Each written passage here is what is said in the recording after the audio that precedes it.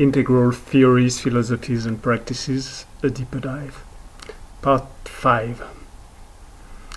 So we saw that to understand what an integral theory or what an integral philosophy or integral system is, we need to understand first what it's trying to include, what it's trying to integrate, to make work together, to map together, or to organize together, and what it's trying to repair or make whole again, or reunite. If we consider something like the integral theory by Ken Wilber, it can be seen that many of the aspects that are specific to the theory become easily understandable when you see what Ken Wilber was trying to bring together. So what were the things that he perceived were fragmented, split apart, isolated, excluded or segregated, and that he needed to bring together to create something of value for his own purpose. So if we look at the integral framework by Ken Wilber, it will be organized in the model that he calls AQUAL. So all quadrants, which means all possible perspectives on a subject. Quadrants is because he uses a matrix of inner, outer, and singular plural. So the inner singular perspective is the perspective of the I, and hence the subjective perspective. The inner plural is the intersubjective perspective of the we, the cultural perspective, for instance. The outer perspective, so the perspective of someone looking at something that's outside or something that's perceived as though it was perceived directly without going through the filters of a subjective perception. So this gives us, for the singular or simple aspect, the perspective of the it, or the he, she. So things that are told, are narrated, they are not in a direct relationship with the person narrating them. And the idea of the objective is that the depiction would be the same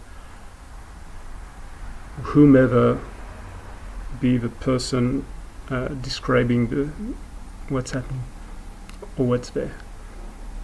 So the idea of objective is the entire idea of commonality, of perception and interpretation, of things that are, for people sharing the same sensorium and the same thought categories, in some ways obvious, non-subject to discussions. The plural form is the all that, or the perspective of the set of its. So the its, plural, which doesn't exist in English, so it's the all that, for instance, or the them, the collective of the he or she or whatever.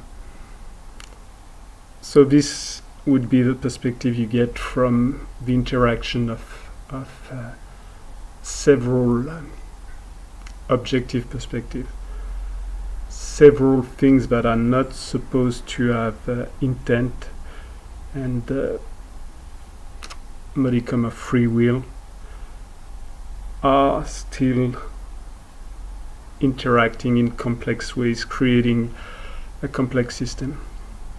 So this is the perspective used for systemic view instead of more mechanistic or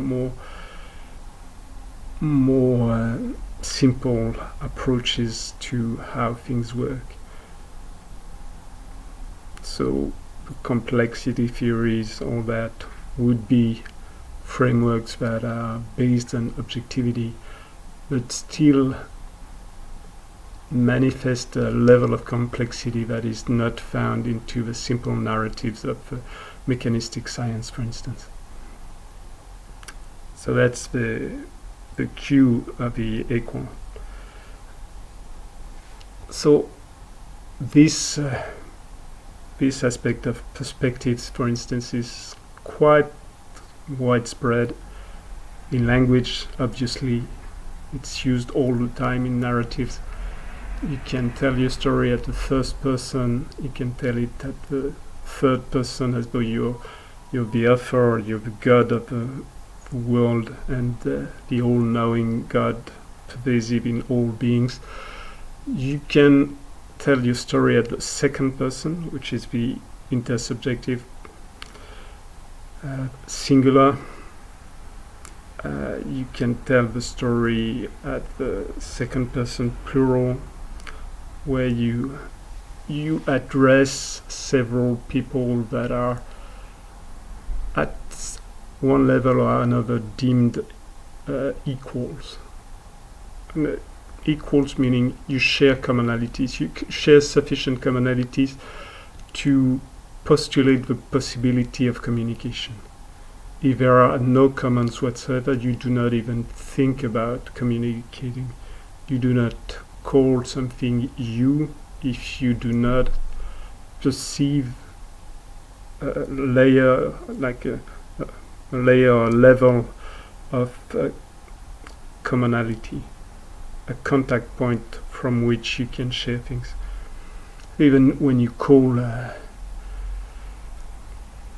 your car you perceive the shared materiality and the interactions you have together as a basis sufficient to allow for verbal exchange, for instance. Although most of the people, if you ask them later why they spoke to objects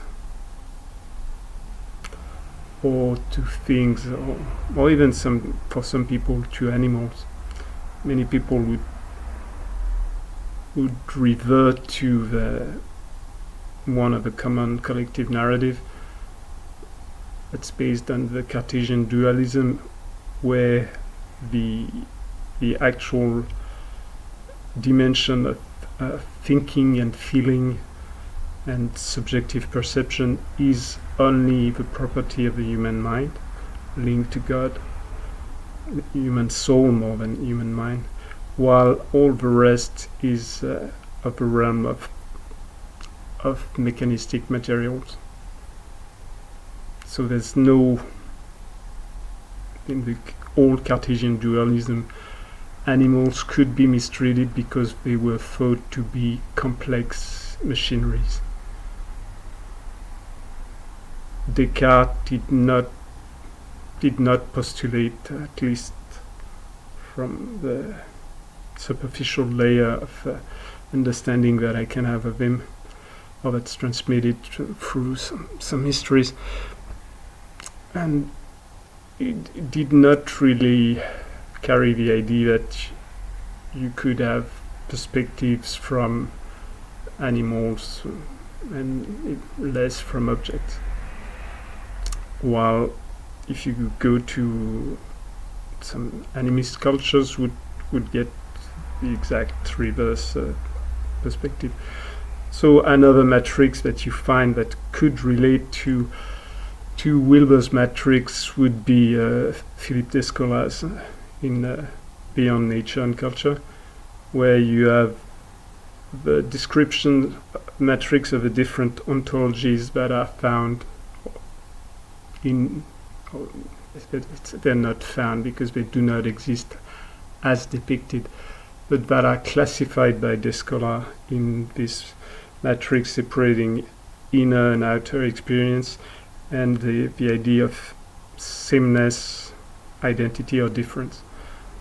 So when the interior life is perceived as being the same for self and others, while the exterior, the material shapes are perceived to be different, then you get the category called animism.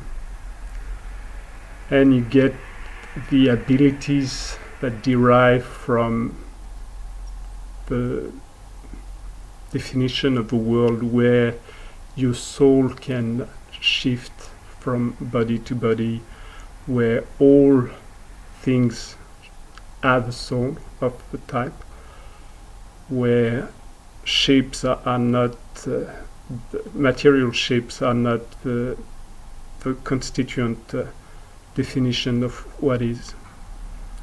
There's a dimension, subjective dimension behind that's perceived to be stronger. And with this perceived dimension, there's intentionality, there's agentivity. So the contrary would be the perception of what he calls naturalism, and what would be deemed the modern perspective, where materiality, so the exterior world, is deemed to be common. So all bodies are made of the same atoms in our narrative. They're just different combinations. So the nature of the exteriority is the same. The nature of the interiority is different. So you would find many different strands and subcategories in the broad definition there, but the basic stuff was Descartes' depiction of nature with human spirit, human soul being the sole recipient of deep subjectivity, deep ability to act as a subject of a sentence. You are the subject doing things to objects, to others. You are carrying a will. You are the incarnation of your manifestation of God in His image as a being of power, while most of the world surrounding you is deemed as being devoid of this. So now we get to the next layer. So you have two other categories for the scholar: totemism, commonalities of interiority and exteriority, and analogism,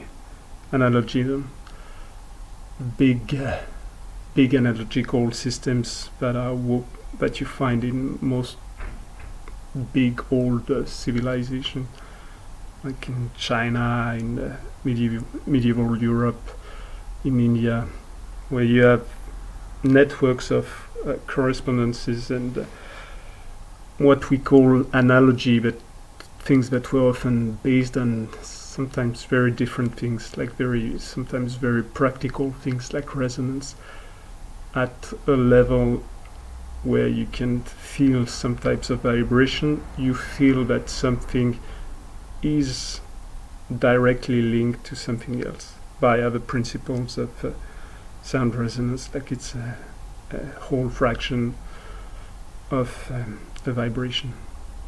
But doesn't matter for now. So these ideas of perspectives are common in NLP with perspectual points of view.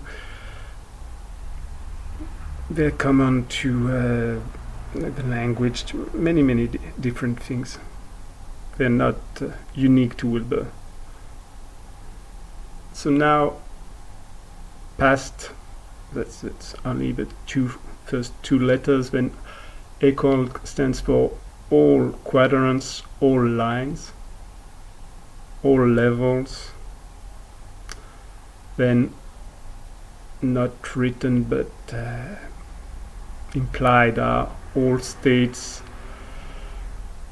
all types, all shadows, all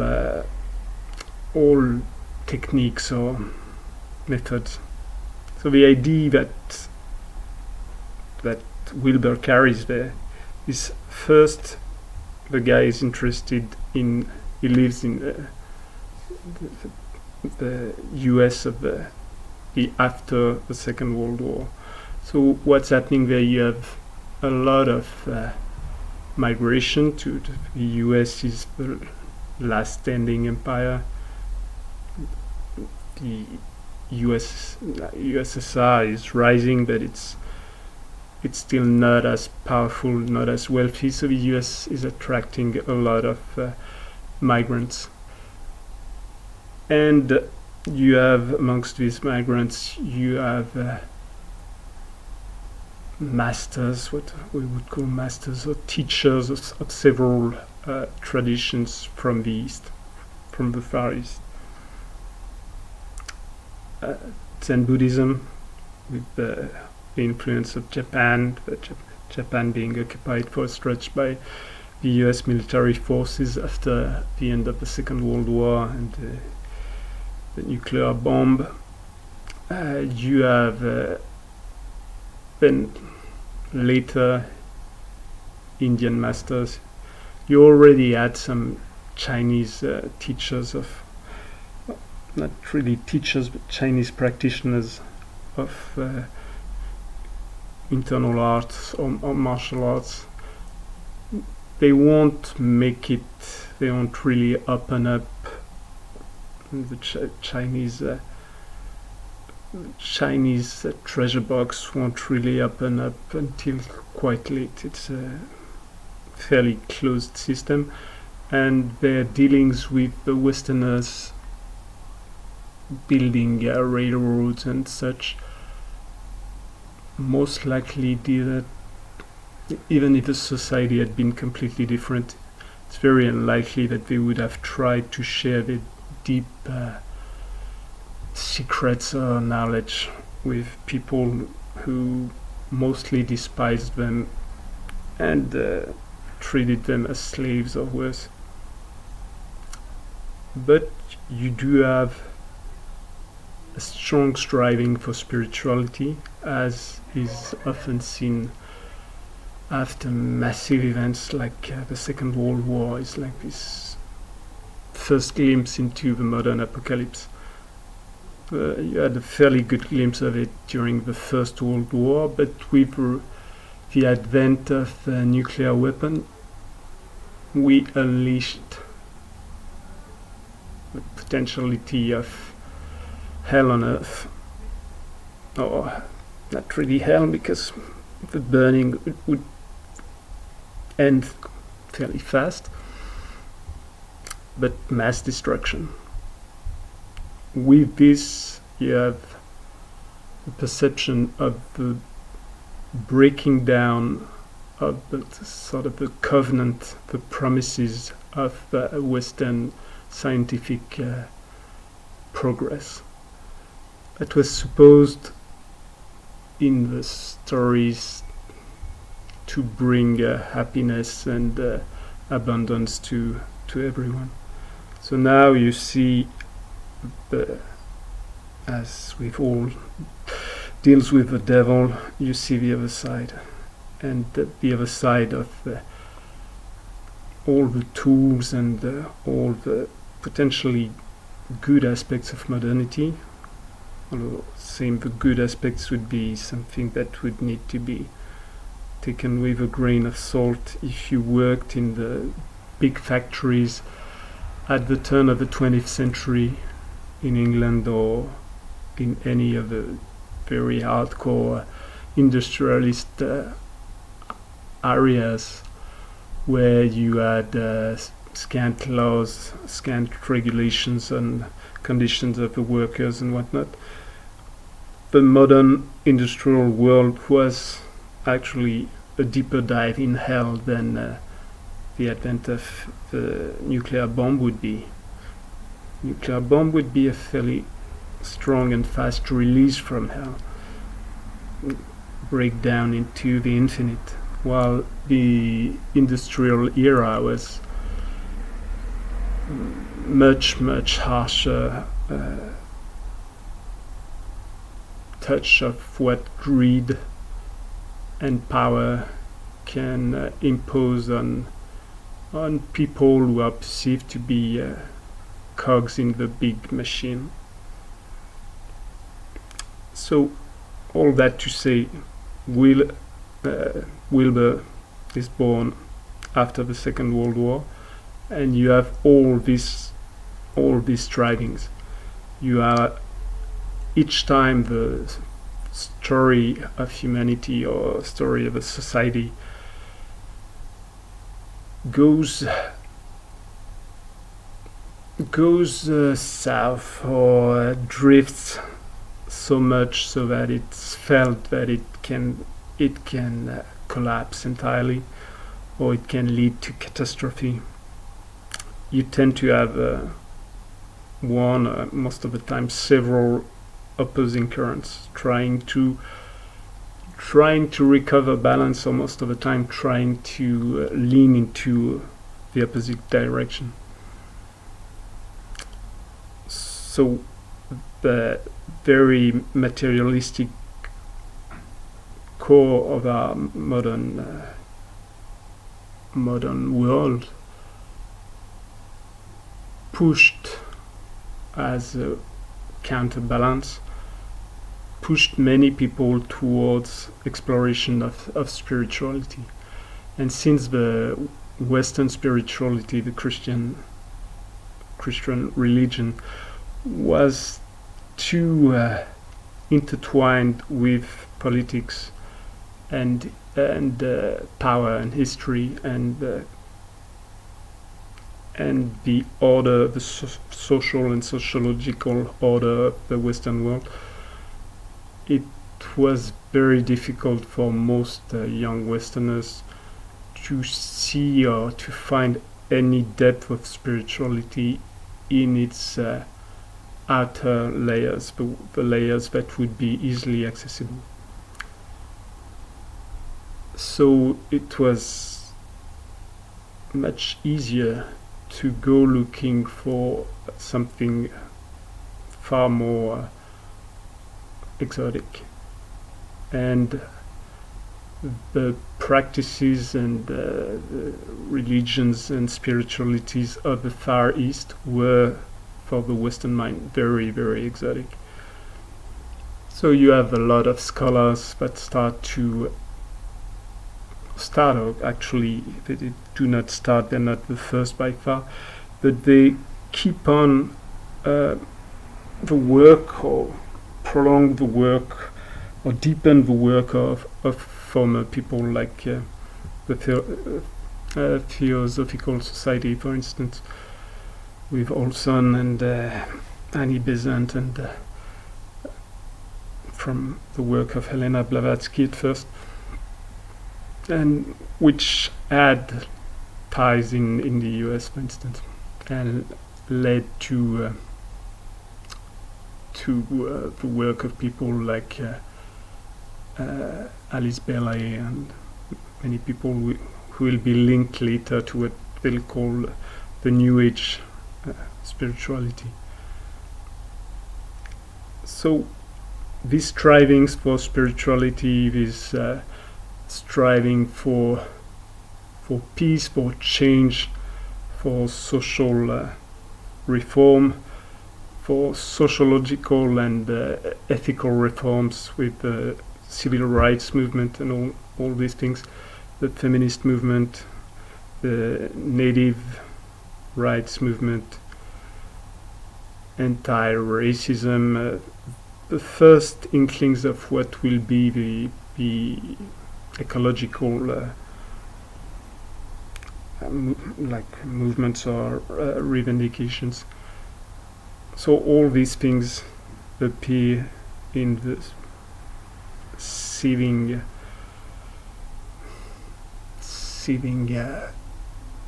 it's not maybe a chaos, but the aftermath of the Second World War. And the Second World War also right after you get 2 years after the two blocs are defined and starting to fight each other. 1 year after 48, the nuclear bomb is acquired on the other bloc, so you have the beginning of a mad idea. It's not expressed as such, but you have the beginning of a world where two massive opponents have the means to destroy each other, and while doing so destroy all the rest of complex life, at least. So in this, you have young people like Ken Wilber. So he's born a bit later, in the 60s, I guess. And so no, maybe he's born in the 50s more. I'd need to check that.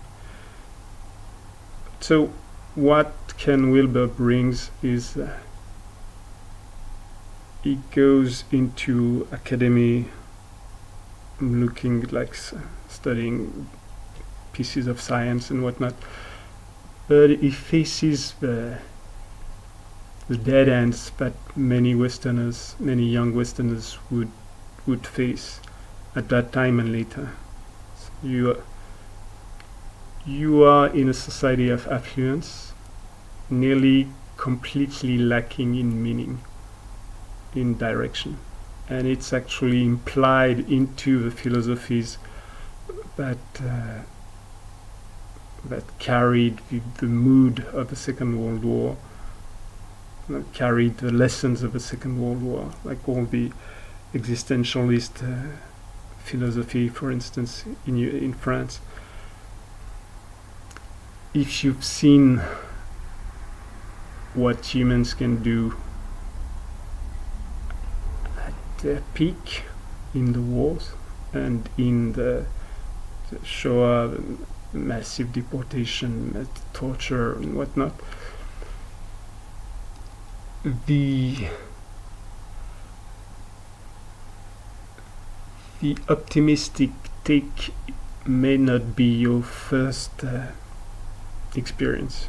You lean easily towards the depressing, and the depressing is just the lived experience of what you've seen. You've seen beauty, you've seen good in people being crushed underfoot without any second thought. You've seen purity debased, defiled, destroyed. And you've seen that coming from the apex of European culture. So we need to remember that the German, Austrian and all the surrounding countries, they were for a long time the countries of science, the countries of philosophy. It's Kant, Hegel, all these people. They were the thinking core of Europe, if Europe was to be a thing. So they were the thinking core and feeling core too, with the works of Goethe or Schelling. They were in some ways the most advanced part of the domineering empire in the world. And that led to the worst expression of what man can turn into, using all the tools made possible by the rationalist era, the era of science. And you could see how these objectivistic, materialistic points of view could be twisted in ways. So you could see that the divorce from any ethics or any code of value that's implied in the materialistic and scientism, for instance, could lead to something very, very detrimental. So for a stretch it was felt as though it would fuel ways to access something of a Christian ideal, de-spiritualized or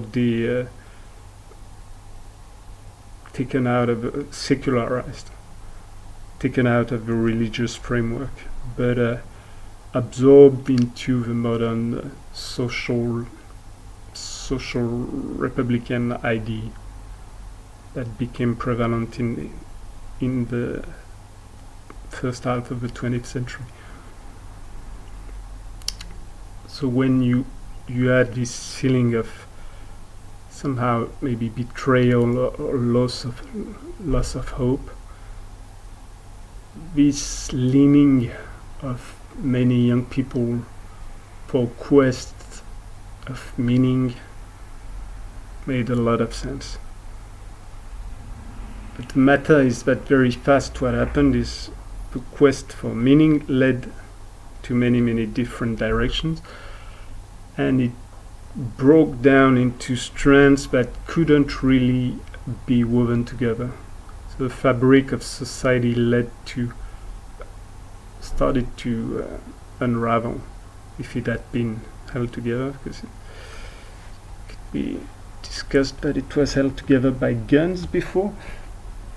But so perception of people like Ken Wilber would be the East is bringing inner technologies that are very, very deep, very helpful, very needed for the deep wounds and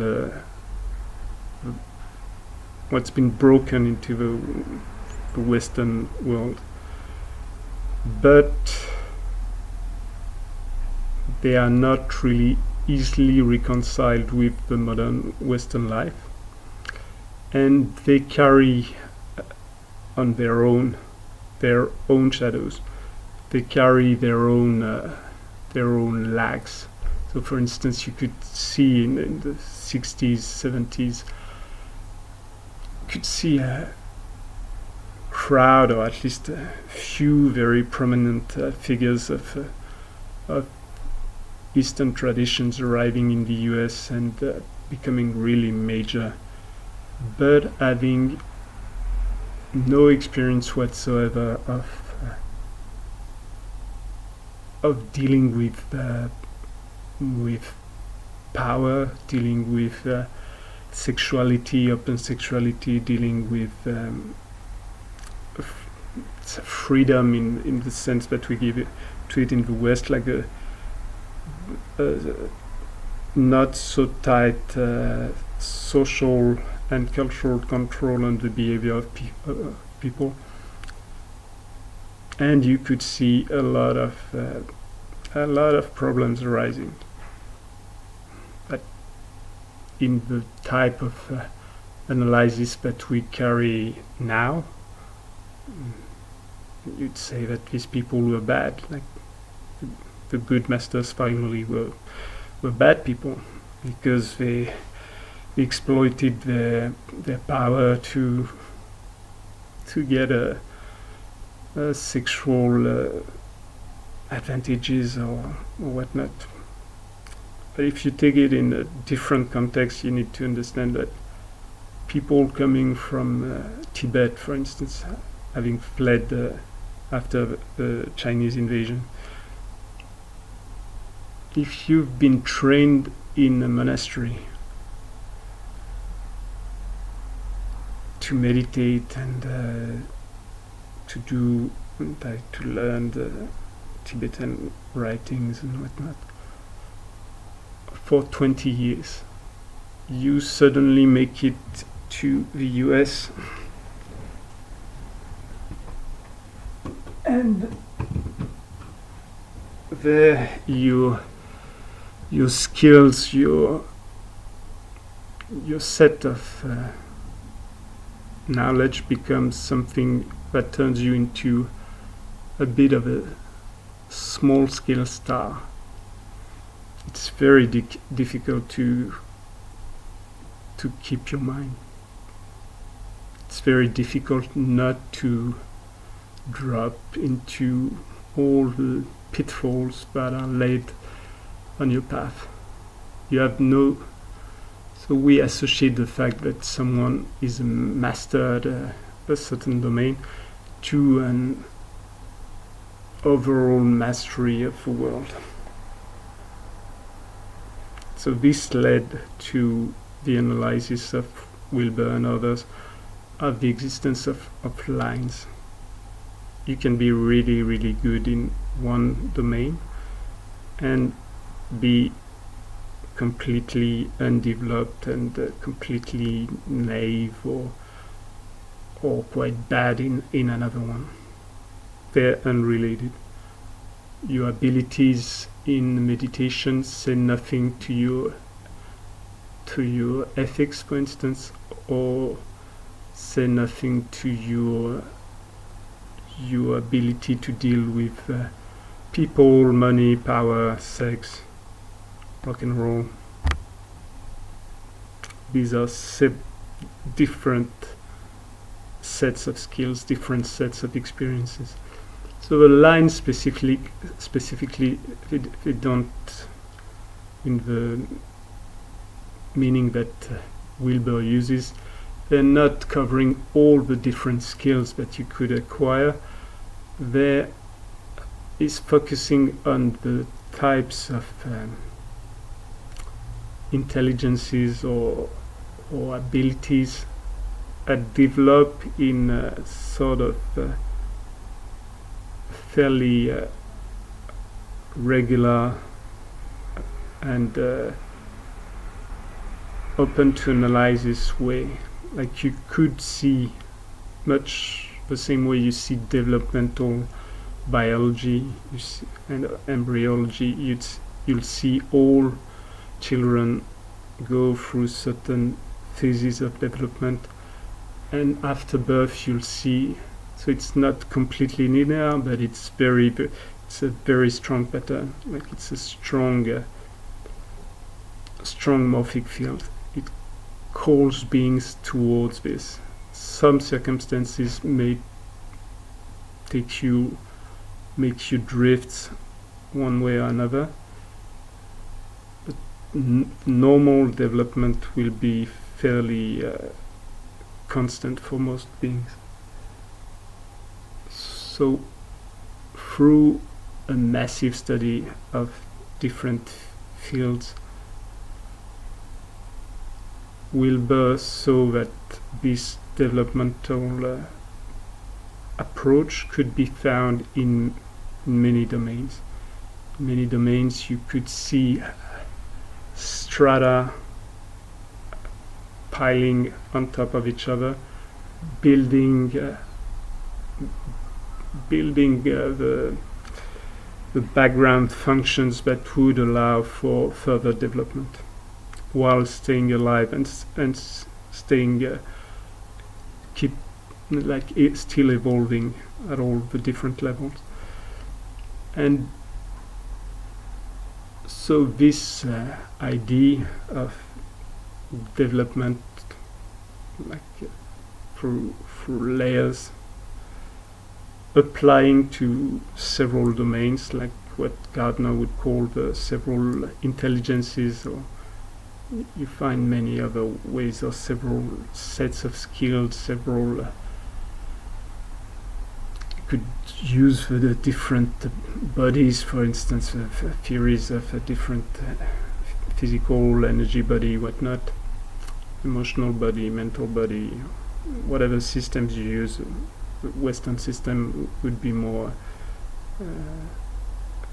material, ethereal would be energy body, astral would be emotional and mental, then causal would go further, and so on, the body of the ego later.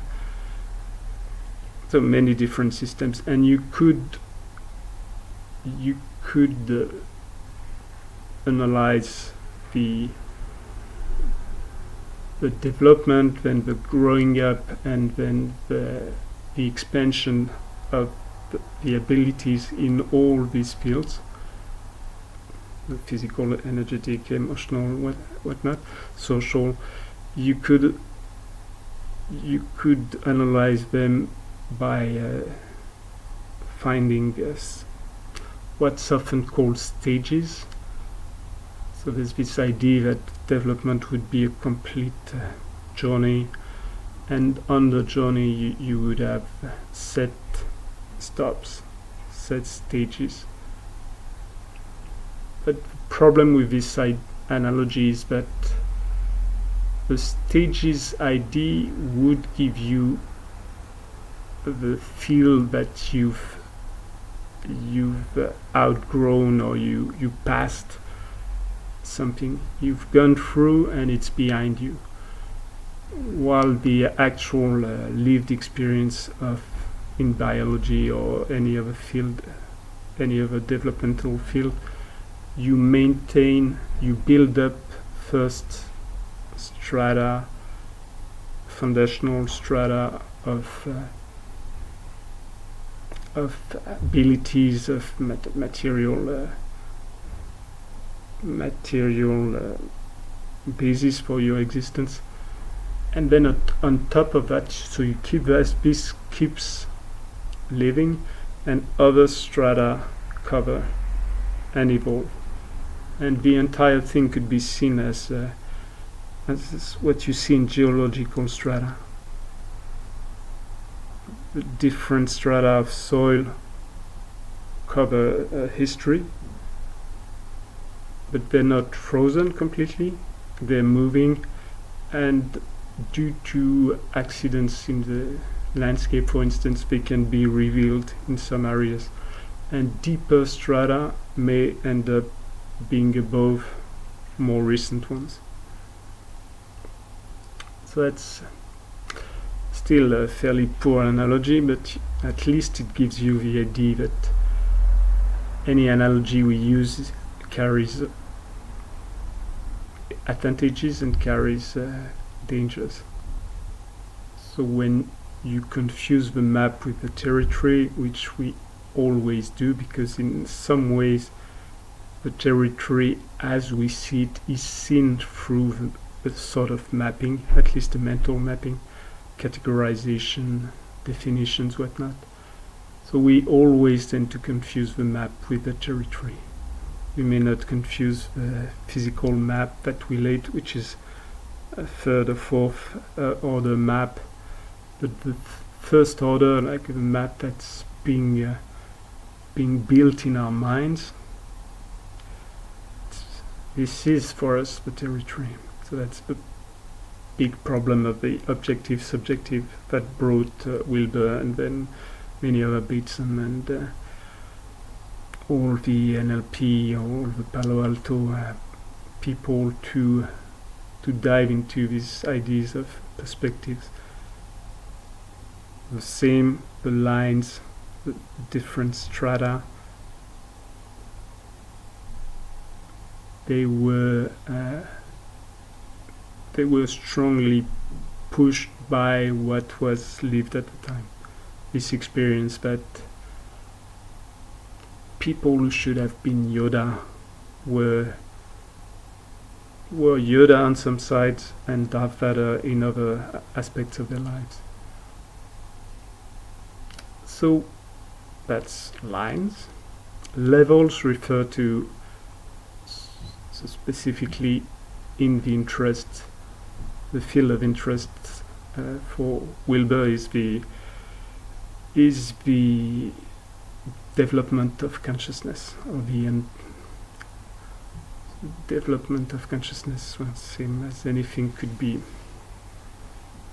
You could argument that there's nothing to develop. But still, let's not go deep into that. For now, Wilber considers 4 or 5 common levels of development that you find in Eastern systems. So same the number, in the same way you would have, according to the systems, you'd have several numbers of chakras, or even if you consider the material side, you'd have one center of mass, one capital where more mass is gathered than anywhere else in your body, and that will create a relationship via gravity and be called center of mass or center of gravity. So it's the capital of your country. So in the same way you have energetic capitals, so capitals of actions change these movements. Oftentimes where you find the mass, where you find the population, but sometimes a bit off or completely elsewhere depending on what happened. So in the same way, the numbers that you see in the different models are simply levels of zooming in or out. If we take someone at the level of the entire level of the organism, there's one center of mass.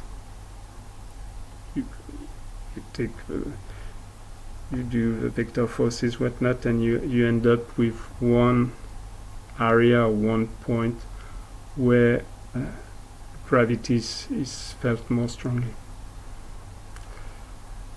If you zoom in and you turn this unique territory into smaller regions, then you'll see that you have a lot of matter, obviously, in the pelvic belt, but you have a lot in the scapular belt too, in the chest. So if you found the center, or if you made a center there, you'd get a second gravity center, secondary, and then you could see that you have weight in your head too. If you found, perceived, or created a feeling of a center there you'd get a third gravity center. And if you went at yet another scale, in between these big cities, you'd find smaller towns or smaller villages, and you would apply them anywhere at any scale. You'd have most of the mass of the arm would be around in between the scapula and the shoulder, and then smaller at the elbow, smaller at the fist and whatnot. So as you can see, the number of categories that are made into a system depend only first on the level of definition, level of differentiation that you want or need, and second on the focus and the goal, the design of the model. What is it made for? What's the shape? What's the drawing that suits the design, the goal? So as Robert Gilbert used to mention, oftentimes, peace be with him, you see many systems of energy work and things like this, that or religious system not mentioning lower say chakras or lower energy centers due to cultural relationships to sexuality, for instance, or to what's felt as being low, as being base, as being material. So you may have and you often have types of biases that will push you to include things and exclude others. So amongst all these aspects, so now you have the idea the history creates a type of feeling of unbalance, a feeling of urgency to go for some to keep going or add more, for others to correct, go completely the other direction.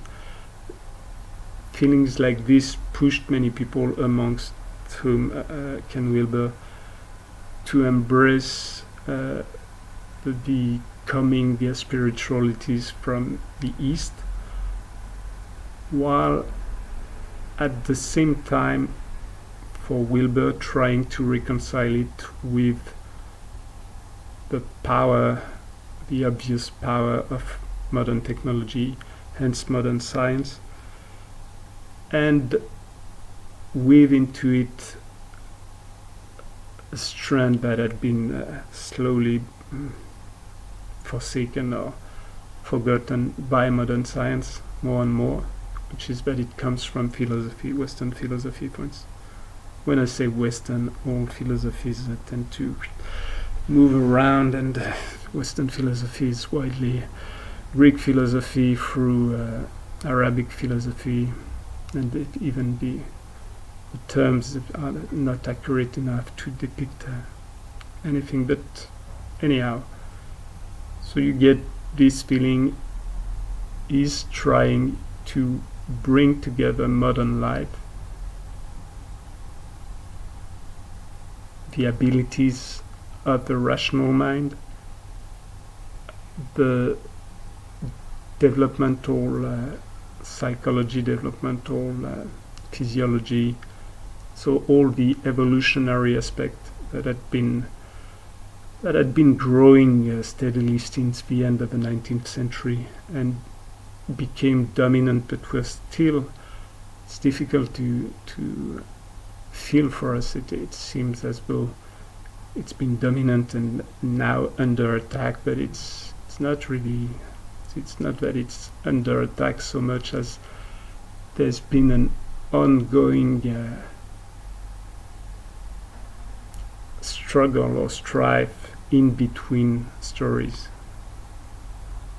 from the 19th century to the 20th century, from the 20th century to the 21st century.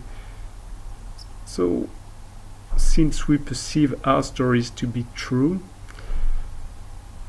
we can tell stories where truth is attacked by lies. But this also may be a problem if you have a sense of deep history or big history taken on a broad and wide scale angle, the way people like Brodel did, or what's the guy's name? Toynbee, even people like Spencer before. So many of these names now, they have very bad press, because same way we do what we call temporal colonialism. We revisit the past with the categories of the present, and we decide who's right, who's wrong, due to their matching or not matching the categories and the metrics of value that we use at a given time. So this is both unavoidable and somewhat weak, in that the story is not the idea that it's written by the winners is very easy to apply there. The weaving of ideas through time is philosophies. It's woven in the lives of people, of individuals, of places, of countries, of continents, of the world. No one, most likely, it's not most likely, no one is right. If we take back our ideas and bring them in the past, they will be ridiculed. They were made strong by the weapons that backed them. But now the same weapons that the storyline of absolutist rationality brought, these same weapons are available for all the narratives of the world. So that's what Wilber calls also levels of development. So the levels of development again brings a lot of an analogy that has some uses. There's a rational to it and some fairly good reason to use it, but it's quite dangerous too, because it may give the idea that you have the upper level and the lower level. So it takes all the different narratives from Gebser, from Kehlan, from Graves, from many people, and associates it with a system of color, and it's associated with many other developmental aspects, theories. So going from the building up of first the archaic experience of undifferentiation or undefinition. The child, for instance, being in the womb of a mother and not experiencing a very separate individual life of his own. Then building up the ego structure, the individuality structure. In his early years, consolidating it, and then going from ego-centered to maybe allo-centered on the parents and the mother and maybe the father later, on idols, heroes, whatnot. Then going to being centered around the group, like ethno-centered, then centered around the structures or maybe the ideas, social-centered, then towards expanding if the structure of identification is not put under sufficient stress that it has to retract, then it can expand and include more and more aspects of the world as being part of one's own definition. If you fully expand it, you get to Paticca in Buddhism. There's no isolate individual existence apart from all the rest. If you break down the fabric of the universe, everything crumbles. Same for the galaxies, same for the solar systems, same for the Earth, the planet, same for your continent. Continent explodes, you're done. Your area, your country, your place disappears or dies or gets polluted deeply or gets toxic. You're done. Fast or slow? Now we're hesitating between the slow way via food poisoning on a massive scale and weaving new chemicals in all the fabric of the surrounding while still living into deeply biological existence. And then the bubble of air that surrounds you pops and gets sucked away, and you're done. So you're not your body. You rely on the bubble of air and heat and energy to interact with you, feed you. Then it's not, this air is not self-replacing. it's built, it's created by other beings. So you need the beings that create your air, you need the beings that create your food, and you need the entities that feed the beings that create your food. You need the soils, you need the waters, you need the fires, you need all those principles that were summarized in the old systems of elements, for instance. So when you get to these ideas of levels, it could be said that these levels are linked to functionalities. If you're under attack, you are nearly forcibly ego-centered. You're centered again around maintaining your life, and then it can be around maintaining the life of your